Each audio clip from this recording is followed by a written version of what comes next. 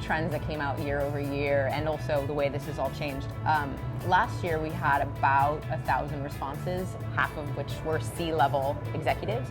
This year we had nearly 2,000 responses, 53% of which were C-level executives. So we had much more critical mass this year. And in terms of some of the things that we saw different year over year, one of the questions that we ask is, when during the day do you get your news? Last year, about 30 to 40% of the executives said first thing in the morning, but also, another 30% said, well, throughout the day. This year, that consumption in the morning was over 50%, and that get from time to time throughout the day was only at 17%. About 40% of executives are saying they rely on email newsletter more than they did a year ago. So that is, we talk about this email newsletter being like the executive's homepage.